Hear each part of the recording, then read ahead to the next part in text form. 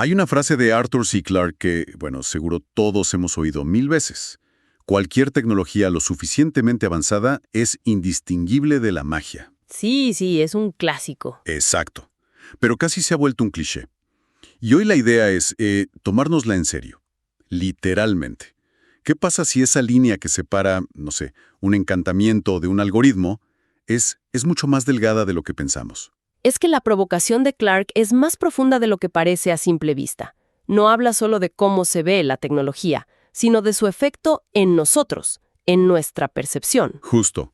Y para analizarlo, nos vamos a basar en un material fascinante que conecta símbolos antiguos, circuitos modernos y, esto es lo más inesperado, una advertencia teológica de hace 2000 años. Claro, el análisis que tenemos sugiere que no estamos viendo dos mundos opuestos, lo místico y lo técnico, sino quizás dos lenguajes distintos para describir lo mismo. El mismo impulso. El mismo impulso humano, codificar el conocimiento para manipular la realidad.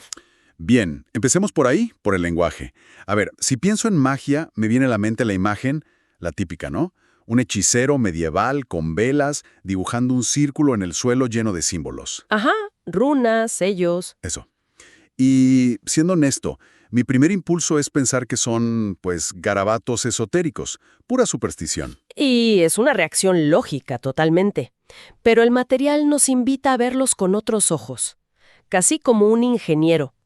Esos no eran garabatos, eran, digamos, diagramas de flujo, eran instrucciones. ¿Instrucciones? Sí, cada símbolo, cada línea, tenía una función precisa dentro de un sistema.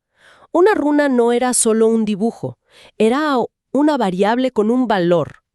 Protección, adivinación, ataque. Entiendo. Y un sello como los de Salomón que se mencionan, no era decoración, era una especie de dirección IP para invocar o contener una entidad. Un lenguaje de programación. Me gusta mucho esa analogía. Es que lo era. O sea que el mago no estaba simplemente esperando que algo pasara por fe, estaba siguiendo un protocolo, Exacto. ejecutando un código que, si se hacía bien, debía producir un resultado predecible. Precisamente. Y el practicante, fuera mago o chamán, pasaba años aprendiendo ese lenguaje, su sintaxis, sus reglas. No era algo improvisado, para nada.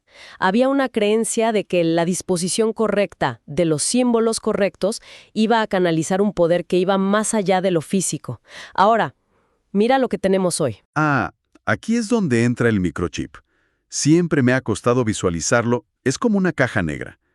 Pero si pudieras hacer un zoom gigante sobre un procesador, lo que verías son miles de millones de pequeños interruptores grabados en silicio. Patrones complejísimos. Patrones que, a simple vista, la verdad, no se verían tan distintos de un mandala antiguo o un sello arcano. ¿Cierto? Son líneas, geometrías, caminos. Y funcionalmente son lo mismo que describíamos, instrucciones precisas. No manipulan energía espiritual, claro, manipulan el flujo de electrones. Cada patrón es la manifestación física de un bit de lógica booleana, un 1 o un 0. ¿Un sí o un no? Exacto.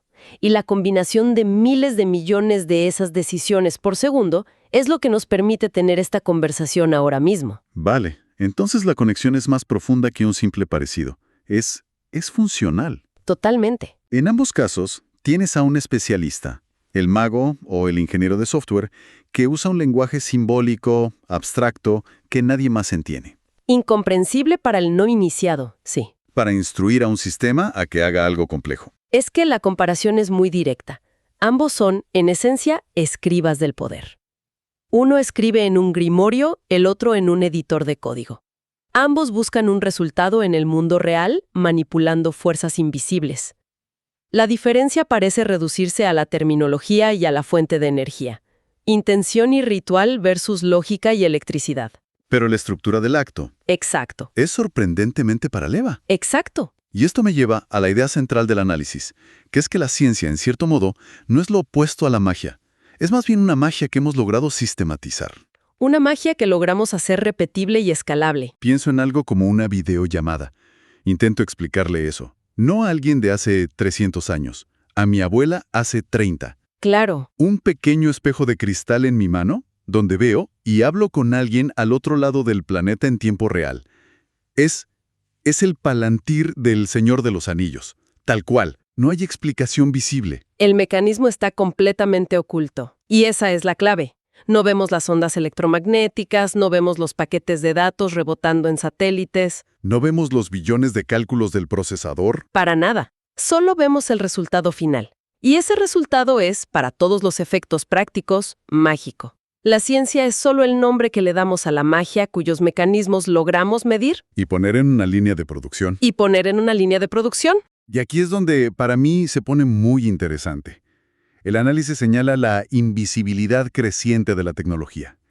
Ya no es la era de las máquinas de vapor con engranajes visibles. No, para nada. Ahora todo es inalámbrico, el software está en la nube, que hasta el término es etéreo, y los procesadores son una abstracción. Ujú. Esto hace que todo parezca menos mecánico y más una fuerza.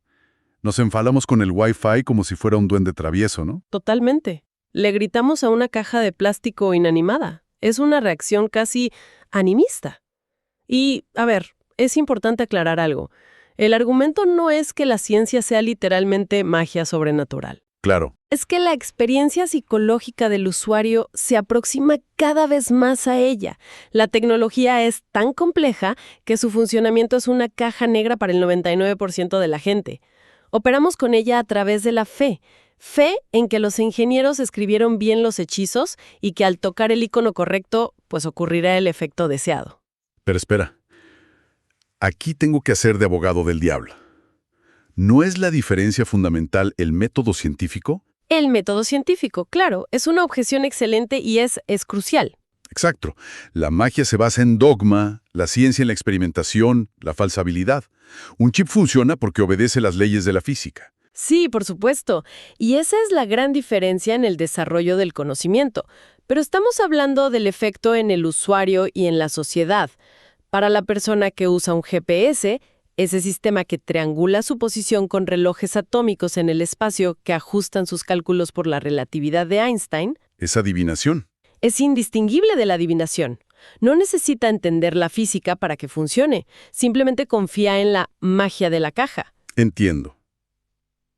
O sea, la ciencia es el método riguroso que construye la caja, pero una vez construida, la caja opera en el mundo como un artefacto mágico para la mayoría. Justo. Pienso en los generadores de imágenes por IA. Escribes una frase, una especie de encantamiento. Un astronauta montando a caballo en Marte al estilo de Rembrandt. Ajá. Y de la nada, en segundos aparece una imagen que nunca existió. Es creación ex nihilo a partir de la palabra. Es difícil no ver un eco de los mitos de la creación ahí. Es un ejemplo perfecto. El prompt es el nuevo conjuro. Y de nuevo, la complejidad que lo hace posible está totalmente oculta. Confiamos en que la red neuronal, ese golem de datos, interpretará nuestras palabras. Y esta creciente opacidad, esta complejidad que oculta los mecanismos, nos lleva a una pregunta que plantea el análisis. Ajá. Si la tecnología oculta cómo funciona, ¿qué más podría estar ocultando? Pues consecuencias no deseadas, sesgos en los algoritmos, Claro. sesgos, cambios en la conducta humana, todo lo que se esconde detrás de la cortina de la eficiencia y el progreso. Y es aquí donde el análisis da un giro sorprendente. Sí, esto me llamó mucho la atención. Nos lleva a un texto de hace casi 2 milenios. A la primera carta a Timoteo. Exacto. Capítulo 6, versículos 20 y 21. La cita dice: «Oh Timoteo, guarda lo que se te ha encomendado, evitando las profanas pláticas sobre cosas vanas, y los argumentos de la falsamente llamada ciencia, la cual profesando algunos se desviaron de la fe». Suena muy denso. La verdad es que sí, parece un salto enorme. ¿Cómo conectamos un texto religioso sobre la fe con, no sé, la inteligencia artificial y los microchips? Bueno, el salto es grande, pero el puente es una sola palabra: ciencia. La palabra griega original que se traduce como ciencia en ese pasaje es gnosis. Y gnosis no significa método científico, significa conocimiento. Ah, ok. Pablo le está advirtiendo a su discípulo sobre un tipo de conocimiento que se presenta con una autoridad incuestionable como la verdad última, pero que él considera vacío o moralmente peligroso. De acuerdo, entonces habla de un sistema de conocimiento que se vuelve una especie de ídolo, que reclama ser la única forma de entender el mundo y que puede desviar a la gente de otras consideraciones éticas o espirituales. Precisamente. Ahora, apliquemos la hipótesis de la que venimos hablando. Si la tecnología avanzada es funcionalmente una magia con otro nombre, poderosa, misteriosa y controlada por una pequeña casta de sumos sacerdotes, Los ingenieros de Silicon Valley, podríamos decir. Entonces encaja peligrosamente en esa descripción de una gnosis. pero ¿por qué falsamente llamada ciencia? La ciencia moderna, con sus problemas, produce resultados. Los aviones vuelan, las vacunas funcionan, no es falsa en ese sentido. Ahí está el núcleo del argumento. La falsedad a la que se refiere el análisis no está en los datos empíricos. No niega que los aviones vuelen. La falsedad estaría en la pretensión de que ese conocimiento es moralmente neutro o inherentemente bueno solo por ser científico. Entiendo.